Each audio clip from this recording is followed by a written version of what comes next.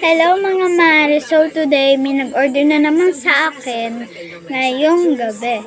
Ang sabi niya sa list ay gusto niya daw ng isang beanie na tatlong Blackpink. So kunin na natin. Guys, sabi niya gusto niya daw ng keychain yung gawa naman. Ito nga mga mare, meron tayong freebies. Dalawang freebies.